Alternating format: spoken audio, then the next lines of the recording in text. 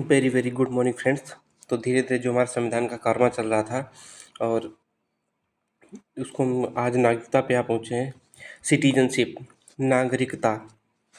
इतना याद रखना, यदि आप हमसे पॉलिटी पढ़ रहे हो तो 10 से 15 मिनट में आपको वही कंटेंट मैं दूंगा जो 4 से 6 घंटे में अदर प्लेटफॉर्म पे मिलेगा। और एक चीज़, आप कहीं भी किसी से बैच से, दुनिया का कोई बैच हो उससे मिला लेना, क्या इस कंटेंट में उस कंटेंट में कोई अंतर है या ये कंटेंट उस कंटेंट से बेहतर है। क्यों बेहतर होगा? क्योंकि यहाँ 15 मिनट में क्लास ख़त्म होगी और समझ में भी आएगा। तो इससे बेहतर कहीं पूरे यूट्यूब पे कंटेंट नहीं मिल सकता। किस रूप में? टाइम कम, कंटेंट ज़्यादा, इस रूप में। बाकी पढ़ाते तो सब लगभग में है, ठीक है। आजकल टाइम के बहुत इंपॉर्टेंट हो गया है, टाइम के बिना आप नहीं सिलेक्शन ले सकते हो। तो क्या है? नागरिकता, सिटीजनशिप। भाग है दो, भाग साथ में याद रखना। भाग 2 में क्या है? नागरिकता। भाग अलग से नहीं पढ़ाएंगे, एक ही बार में सब खत्म हो जाएंगे। अनुच्छेद 5 से 11 है, आर्टिकल 5 से 11 है। और नागरिकता कहाँ से ली गई है? नागरिकता जो ली गई है वो ब्रिटेन संविधान से ली गई, ब्रिटिश कॉन्स्टिट्यूशन से, ठीक है।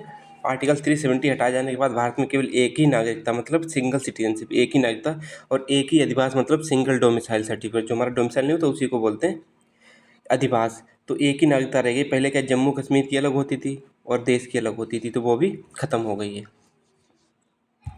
तो एक ही नागरिकता और एक ही अधिवास। भारतीय नागरिकता 5 प्रकार से प्राप्त की जा सकती है। जो भारतीय नागरिकता है उसे 5 प्रकार से प्राप्त किया जा सकता है।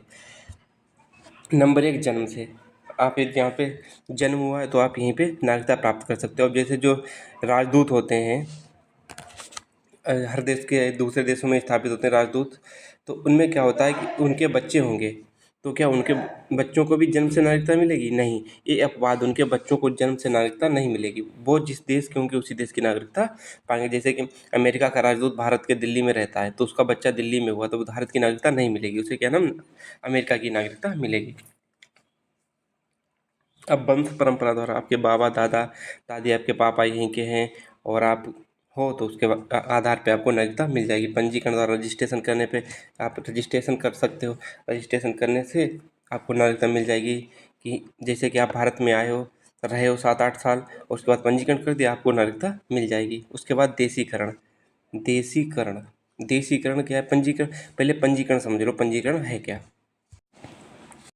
पंजीकरण में है कि जो व्यक्ति भारत का नागरिक नहीं है, ठीक है, भारत का नागरिक नहीं है और भारत में उत्पन्न भारत के बाहर किसी अन्य देश में आमतौर में निवास कर रहा है प्रेजेंट में, ठीक है।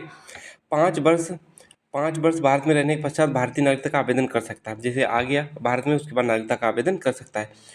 और कम से कम 22 राजभाषाओं में से कम से कम एक का ज्ञान हो, जो हमारे 8वीं सूची में भाषाएं हैं। और कोई भी विदेशी महिला किसी भारतीय पुरुष से विवाह कर लेती है तो उसे भारत की नागरिकता मिल जाती है। जैसे कि आप भारत के हो और कोई आपने कहीं से विदेश से कोई लड़की शादी कर ली, तो उस लड़की को आपके आधार पे आपको, मतलब आपके द्वारा उसे नागरिकता सिटीजनशिप मिल जाएगी, ठीक है। अब देखते हैं देशीकरण।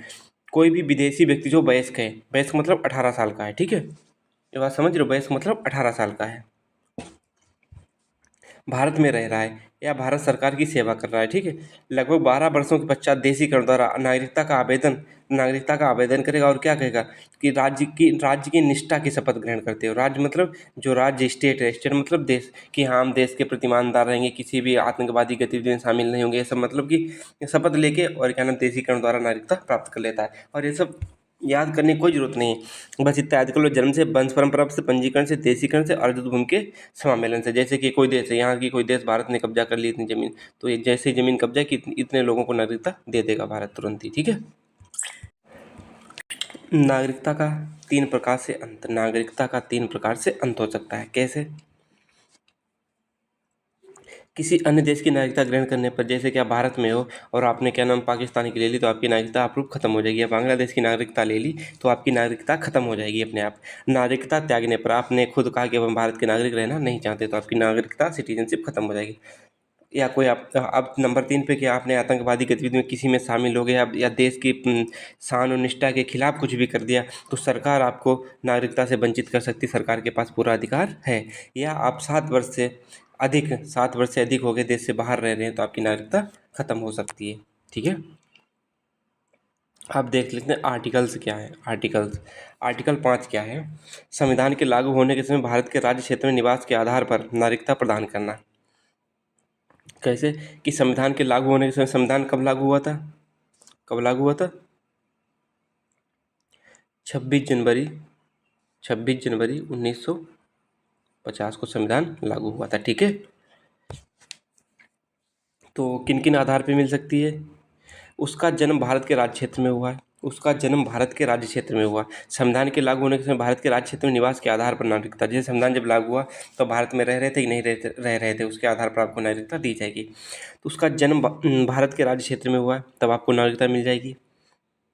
माता पिता में से किसी एक का जन्म भारत में हुआ है, इंडिया में हुआ हो, तो आपको नागरिकता मिल जाएगी। संविधान लागू होने से कम 5 वर्ष पूर्व रह रहा हो, जैसे संविधान 1950 में लागू हुआ। ठीक है, तो आप कम से कम 1945 से यहाँ पे रह रहे हो इस देश में, तब आपको नागरिकता दे दी जाएगी।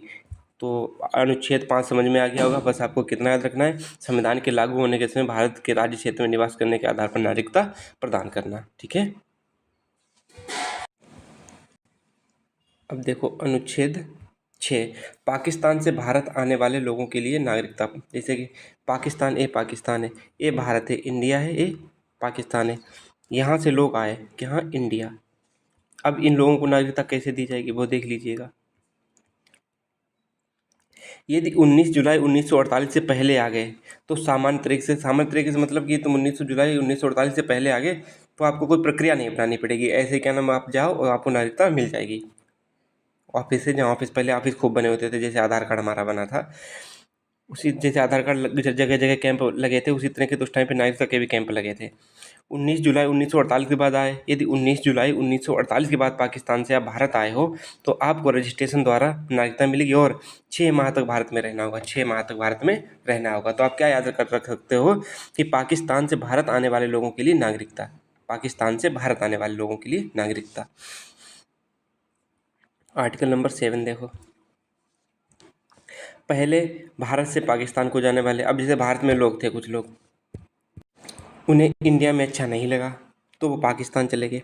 अब वो पाकिस्तान गए तो वहाँ भी अच्छा नहीं लगा, फिर वो इंडिया आ गए। तो इसका मतलब यही है कि पहले भारत से पाकिस्तान को जाने वाले, फिर पुनः पाकिस्तान से भारत आने वाले लोगों के लिए नागरिकता का प्रावधान क्या है कि यदि 1 मार्च 1947 के बाद पाकिस्तान गए हो आप और फिर वापस आ गए तो रजिस्ट्रेशन करके 6 माह के अंदर आपको नागरिकता दे दी जाएगी।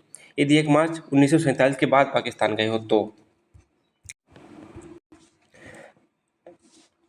एक मिनट, वो आर्टिकल 7 हो गया। अब आर्टिकल 8 देखिएगा, भारतीय मूल के वैसे लोगों के लिए नागरिकता जो भारत के बाहर निवास कर रहे हैं।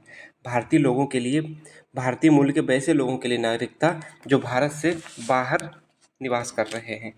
एक व्यक्ति जिसके माता पिता या दादा दादी अविभाजित भारत में पैदा हुए हों। एक व्यक्ति के जिसके माता पिता या दादा दादी अविभाजित भारत में पैदा हुए हों लेकिन भारत के बाहर रह रहे हों, पंजीकरण से नागरिकता प्राप्त कर सकते हैं। इसका कहने का मतलब यही है कि भारतीय मूल के वैसे लोगों के लिए जो जैसे भारतीय मूल के थे और विदेश में रह रहे हैं ना, और भारत से बाहर रह रहे, निवास कर रहे हैं, उनके लिए नागरिकता कैसे मिलेगी? एक व्यक्ति जिसके माता पिता या दादा दादी अविभाजित भारत में, मतलब जो भारत विभाजित नहीं हुआ था पाकिस्तान बांग्लादेश में, उसमें पैदा हुए हों लेकिन भारत के बाहर रह रहे हों। भारत से बाहर मतलब कि कहाँ रह रहे हो, कहीं विदेश में रह रहे हों, पंजीकरण से नागरिकता प्राप्त कर सकता है, रजिस्ट्रेशन से नागरिकता प्राप्त कर सकता है। अब आर्टिकल 9 देखिएगा आप लोग, किसी अन्य देश की नागरिकता ग्रहण करने पर भारत की नागरिकता स्वतः समाप्त हो जाएगी। जैसे आप इंडिया के हो, आपने ब्रिटेन की या कनाडा की या यूएसए की कहीं की नागरिकता ले ली तो भारत सरकार आपकी तुरंत नागरिकता खत्म कर देगा, मतलब अपने आप ही खत्म हो जाएगी, आप उस भारत के नागरिक नहीं रहोगे। भारत की नागरिकता का अर्जन और समाप्ति केवल संसद द्वारा कानून के आधार पर होगा। जैसे कि भारत की नागरिकता आपको मिली रहेगी या नहीं रहेगी, नागरिकता कैसे मिलेगी, ये आपकी नागरिकता क्यों समाप्त की गई, तो जो संसद में कानून निर्मित होगा उसके आधार पर ये सब तय होगा। समझे कि नहीं? ये बात समझे, अच्छे से समझो इस बात को कि ये सब कब होगा, जब भारत की नागरिकता का अर्जन और समाप्ति केवल संसद के द्वारा निर्मित कानून के आधार पर ही होगा। आर्टिकल 11 देख लीजिएगा, नागरिकता के संबंध में रूल बनाने की शक्ति संसद के पास है। आर्टिकल 11 है, जैसे कि नागरिकता पे कोई भी रूल बनाना है या कोई भी काम करना है तो उसका क्या नाम, कानून है, वो संसद बना सकती है। ठीक है, संसद बना सकती है, अच्छे से याद रख लो, नागरिकता के संबंध में रूल बनाने की शक्ति संसद के पास, आर्टिकल 11। अब देखो कि भारत में सिंगल सिटीजनशिप है, यूएसए में डबल सिटीजनशिप है। सिंगल सिटीजनशिप का मतलब है कि भारत में पूरे देश की एक नागरिकता है, उत्तर प्रदेश की नहीं अलग है कि आप भारत की अलग लिए बैठे हो और उत्तर प्रदेश की अलग लिए बैठे हो। वैसे यूएसए में क्या है, डबल नागरिकता, क्या नाम, अमेरिका की अलग है, और जो उसमें छोटे छोटे कैलिफोर्निया और क्या नाम टेक्सास ये सब क्या नाम राज्य हैं, उनकी अलग नागरिकता है। वो सिटीजनशिप, सिंगल सिटीजनशिप और डबल सिटीजनशिप में यही अंतर है। नागरिकता अधिनियम 1955, नागरिकता अधिनियम कब आया था? 1955 में। खूब याद कर लो, यूपीएससी में भर भर के चीज़ पूछी गई थी। नागरिकता अधिनियम कब बना था? 1955 में। और इसमें अंतिम संशोधन 2019 में होता है, जो 10 जनवरी 2020 में नागरिकता संशोधन अधिनियम 2019 लागू कर दिया गया। कब लागू हुआ? 10 जनवरी 2020 से। खूब अच्छे से इसे रट लीजिएगा। और देखो 10 से 15 मिनट का ही वीडियो होता है, लेकिन आपको ये बहुत ज़्यादा बूस्ट करेगा एग्जाम में, और एक भी क्वेश्चन बाहर नहीं जाएगा, इसकी भी हम गारंटी ले रहे हैं। एक चीज़ और सीख लीजिएगा कि प्रवासी, जो जैसे प्रवासी मतलब जो भारत के हैं, जो भारत से बाहर रह रहे हैं, प्रवासी भारतीय। प्रवासी भारतीय तो समझते हो कि प्रवासी भारतीय क्या होते हैं? तो प्रवासी भारतीय जो होते हैं, प्रवासी भारतीय जो ये प्रवासी भारतीय होते हैं, इनके लिए ई वोटिंग का जो प्रावधान हुआ था, वो क्या नाम, हम सोचा कि लास्ट में बता दें, लेकिन ये ज़रूरी नहीं था। फिर भी बाई चांस इस टाइम पे इलेक्शन है तो ये चीज़ पूछी जा सकती है, इसलिए ई वोटिंग का जो प्रावधान था वो कब से दिया गया था कि 12 जनवरी। तो आप 2015 से याद रखो, 2015 से। वैसे 12 जनवरी 2015 को मिला था, 12 जनवरी। जैसे कि वहाँ के विदेश में लोग रह रहे हैं, तो वो क्या नाम वोट तो डाल नहीं पाएंगे, तो उन्हें 12 जनवरी 2015 से वो विदेश से ही आपको ई वोटिंग द्वारा वोट डाल सकते हैं। तो बाय बाय, टेक केयर, मिलते हैं नेक्स्ट वीडियो में। और एग्जाम डेट पे अभी हम थोड़ा अपडेट लेके आएंगे कि एग्जाम कब होगा, ठीक है? और बहुत जल्दी आपको सब कुछ कंफर्म कर दिया जाएगा। बाय बाय, टेक केयर, मिलते हैं नेक्स्ट वीडियो में। अपना ख्याल रखिएगा, मस्त रहिएगा और मुस्कुराते रहिएगा। और पॉलिटी इससे बेस्ट नहीं पढ़ाई जा सकती, आप किसी प्लेटफॉर्म पे पढ़ के देख लीजिए। मैं खुद इस बात को कहता हूँ, क्योंकि मेरी मेहनत लगती है इसमें, और तबीयत ना ठीक होने पर भी मैं आपको क्लास कंटिन्यू रख रहा हूँ। Bye bye, love you all.